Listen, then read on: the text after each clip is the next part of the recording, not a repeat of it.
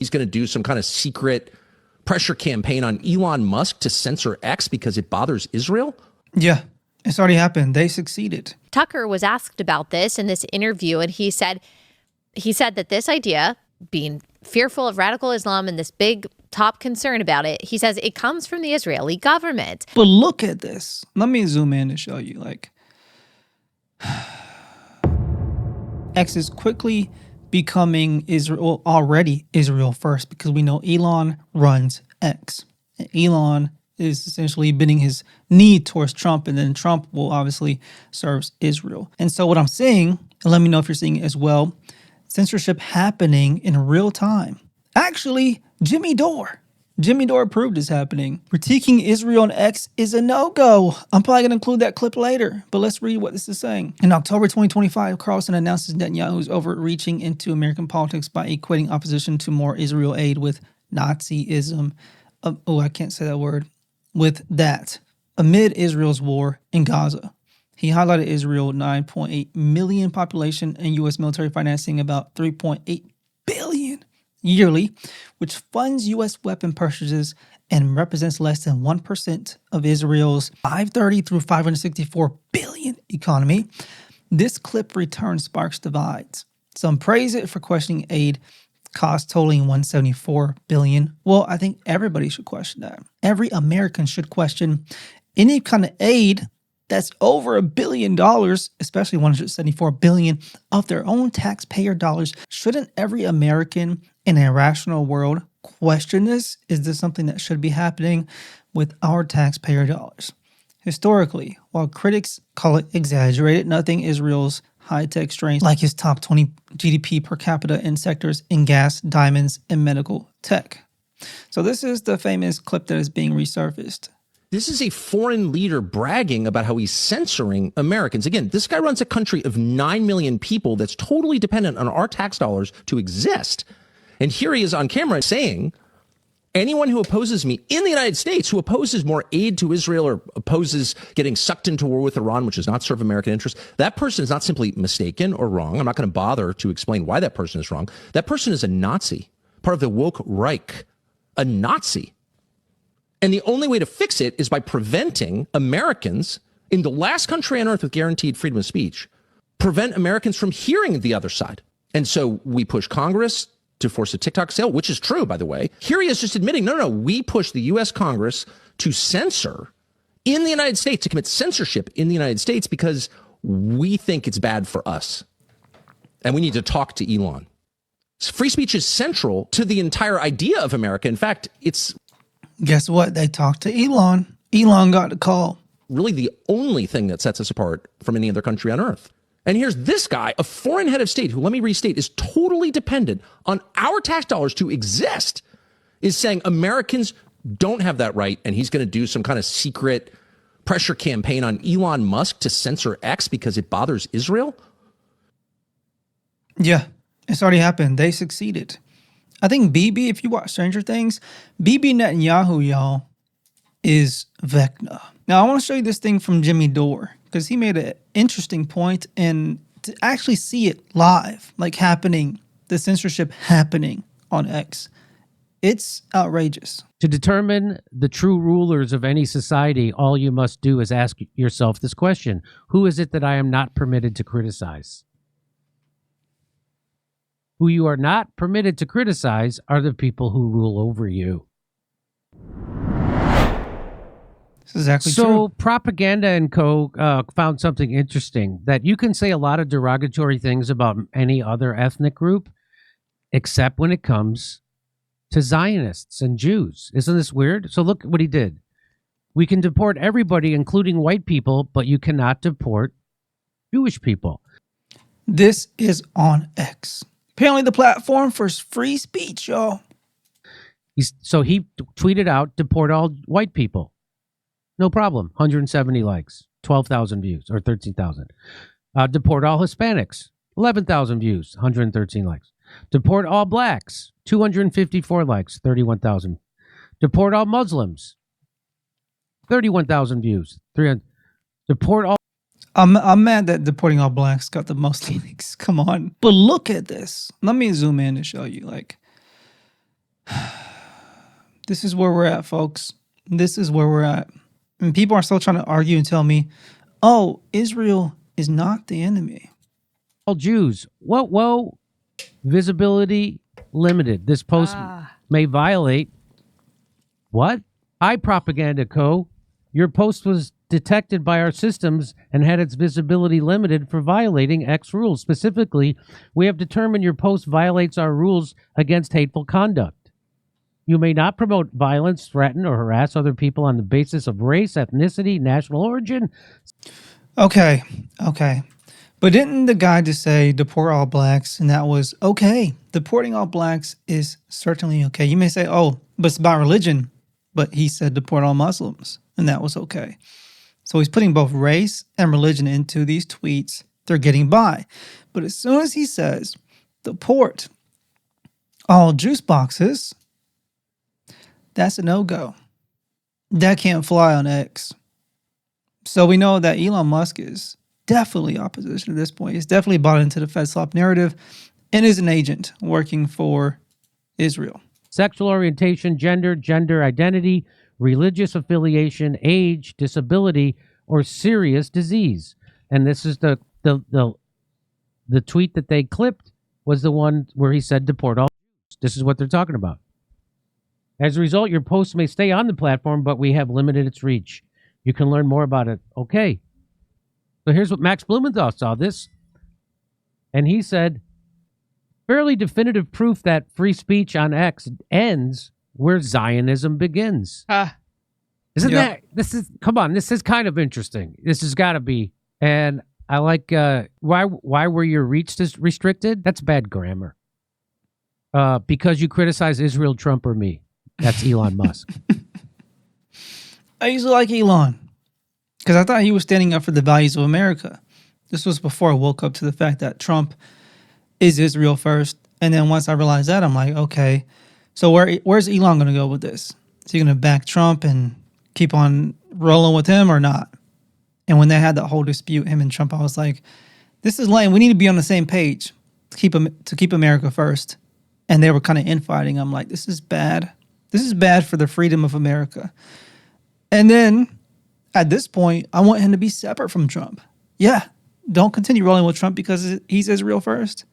But obviously, he's rolling with Trump again, and he is compromised without a shadow of a doubt in my mind. I mean, I kind of already knew he was compromised before, literally the richest man in the world. But I thought that maybe, just maybe, he was still America first. Maybe. But, yeah, not anymore.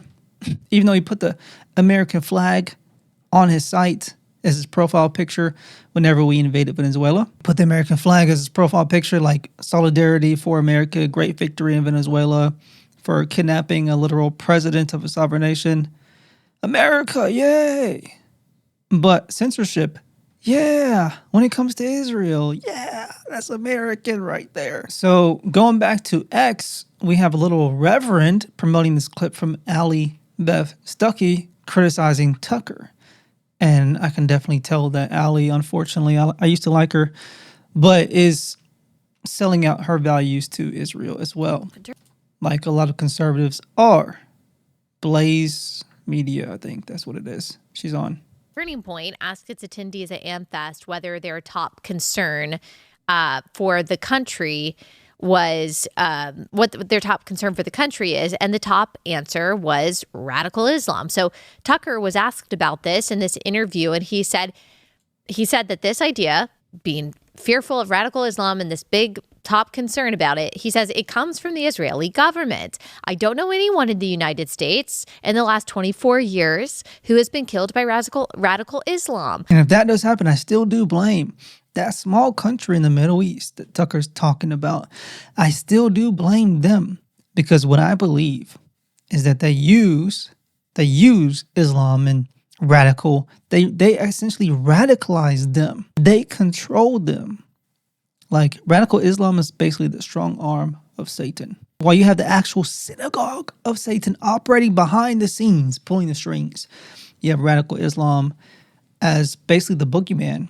And they actually do bad things. They actually do kill people. They actually do persecute Christians. And I believe that's actually happening in African countries. They actually do these things. They actually are causing chaos in different cities in America and definitely in Great Britain. I'm not denying that. But who is really the ultimate handlers of them? Who's radicalizing them? And then it's not as bad as what Israel and America paints them to be, because they blame everything on them, but not everything is them. As we can go to September 12th -1 with those towers. So it's September 12th -1 with those towers. I definitely believe not who they said it was. Okay. So they blame them as the boogeyman for like almost everything, and it's not always them. And that is a big point that I believe Tucker is pointing out, and I believe as well. But Allie Beth Stucky is fallen for the Fed slop narrative, actually believes the Fed slop narrative of September 12th -1. Know people who have died because of drug ODs, and then he goes on to list some other things like DEI that are affecting the country. Okay, here's my response to this. First, that's a false choice right there. That's a logical fallacy, because we don't have to. If I found out that Islam, that radical Islam, was just a psychological operation by the Israeli government, I would be thrilled. Like if you told me that Nigerian Christians and Ugandan Christians aren't really being kidnapped and murdered by Islamic terrorists, that Germany is actually able to celebrate Christmas publicly in safety, that France doesn't actually have to put up blockades for public events because of Muslims ramming vans into crowds, that the Middle East is actually a safe place to travel as a Christian woman, and that England hasn't been infested with Islamic child rape gangs, that 2 U.S. service members weren't just murdered in D.C. in November by a man screaming Allahu Akbar, that TSA isn't really necessary because Al-Qaeda crashed planes into the Pentagon and the Twin Towers, that none of that is real, and that I can just rest easy knowing that it's all just an Israeli op. Wow, that would be great news. But it's not true. Oh, some of it is real. Some of it is real. Israel. But no, some of it actually is real, but some of it actually is a psyop. And again, radical Islamists are the attack dogs for Israel. They're basically like, hey, we're not going to do this dirty work. You guys are going to do it. And they essentially set it up for that to happen. Israel set up Hamas. Israel set up ISIS. They're setting up these different things that become the boogeyman that the whole world, especially the U.S., is supposed to look to. Oh, we can't handle that. Now we got to go to war with everybody in the Middle East. And your tax dollars are going to go to us, Israel, so we can continue this war to defeat the almighty boogeyman that we say, and we actually started and pushed them to be the boogeyman, because we're not going to do the dirty work. They're going to do the dirty work, and they're a boogeyman. And we need your tax dollars, America, to start wars that we essentially started ourselves, creating Hamas, creating ISIS, giving weapons, funding their terrorism. Yeah, they do all of this. But people like Allie Beth Stucky, they're stuck on the Fed slop narrative and just believing what the media tells you. You're actually going to believe that, Allie? I thought you were better than that. I thought she was better than this. So let's see what some of the comments are saying. Tucker's absolutely right on this. Islam hysteria is an Israeli propaganda op on this country. Trump awards $8.6 billion contract to build 50 fighter jets for Israel, paid by you and me. If you're watching this, and you're most likely American, because most of my audience is Americans. And if you're not an American, well, now you know. We got to pay this crap. We got to pay. We don't have a choice in the matter. Taxes are supposed to be fair representation. Like they're supposed to be, the government is supposed to serve us. We're not supposed to serve the government. The government serves us as Americans. If you don't know, now you know. The caption says Israel owns America. So why am I paying for their jets? Why am I paying for their war crimes? It's literally like kind of having blood on my hands. And I don't like that. I don't like that one bit. I don't want to pay for their war crimes. Their ethnic cleansing of Palestinians. And yes, they even attack churches and Christians in Palestine. I don't want my tax dollars going to that. I'm sorry. Not sorry. She doesn't destroy anything. She criticizes Tucker for saying he's more worried about Americans than radical Islam. which she quotes from the stupid and canceled TPUSA survey. LOL. If I found out Israel was pushing anti-Islam propaganda so that the U.S. could use its resources and fight their enemies, I would be peed off because the U.S. citizens need those resources at home. Talk about shilling. Yeah. Evangelicals and Zios have completely bastardized the word jihad and co-opted it for disgusting propaganda. It literally means internal struggle, and a person on a diet has jihad. When they crave high-carb foods, it's simple-minded and frankly sickening the way they demonize 2 billion people. I did not know that that's what that word means.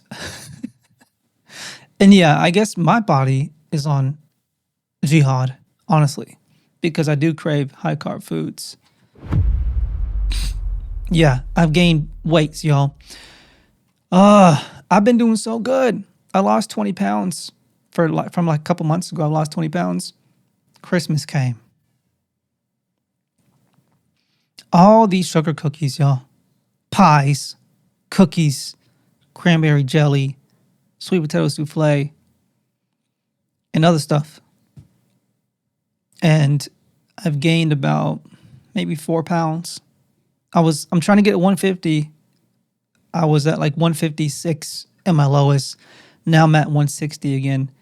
And once I hit 160, I'm like, I can't go over 160. Like, this cannot happen. I cannot go over 160. It was so hard to get down to 160. It was so hard to get into the 150s. So hard. This jihad. No. We got to do better, folks. Pray for me that I continue to lose this weight and reverse it, go back. We got to hit 150. You got to get lean. Because I was getting a fat face and that can't come back. I was getting love handles. That can't come back. My thighs were getting fat. That can't come back. Absolutely not.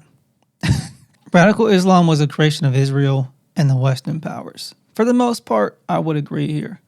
You know, to be fair, the Quran does basically tell Muslims to be radical, but I still know that Israel is creating a lot of chaos by just instituting and creating these different factions, if you so to say, such as ISIS, such as Hamas, tempting them and pushing them to cause all this chaos in the rest of the world.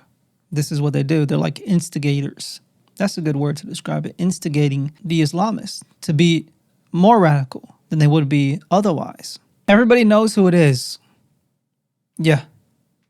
The war criminal himself. So why is it Allie Beth Stucky going after Bibi Netanyahu? Is she? Maybe I missed it. But it seems like she's shilling out for Israel. If you're shilling out for Israel, well, then you're not going to say anything against Bibi, the war criminal. So